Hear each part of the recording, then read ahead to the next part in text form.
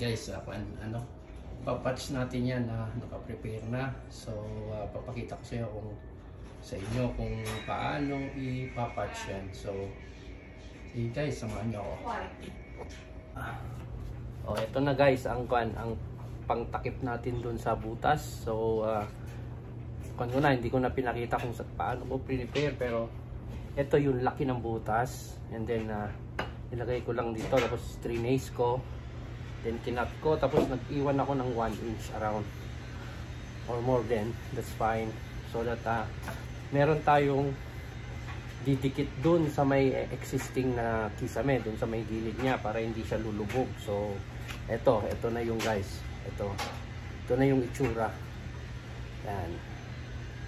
So samahan nyo ako guys, at papakita ko sa iyo kung paano natin ilalagay dun at tatakpan yung butas dun sa kisame.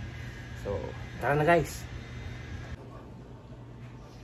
So eto na guys, lalagay na natin dun sa butas. So lalagyan na muna natin ng drywall compound. So para didikit itong kuwan natin, pang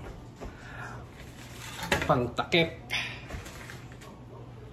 So ito, yan na muna natin ng drywall compound.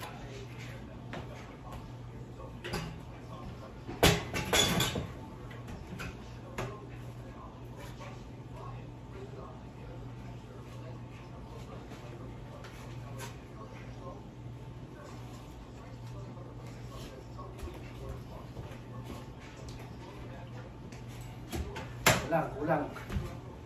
So para matapos,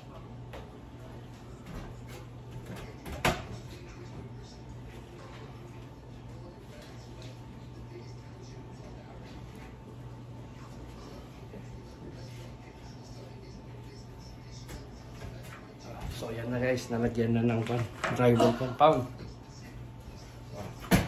Ito na, lalagay na.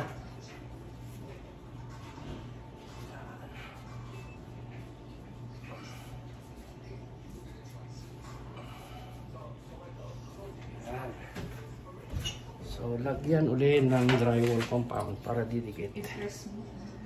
Yeah. I know. Guys.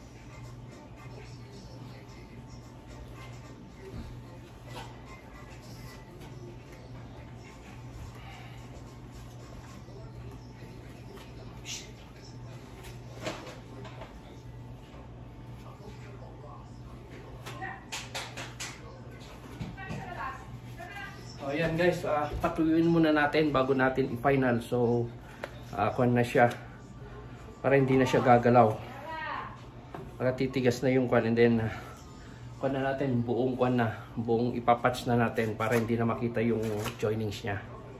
So yan guys ang kuwan, pagpatch ng butas ng kisame or kahit anong sa wall. So yan, papakita ko sa inyo pag natapos na guys. So thank you guys.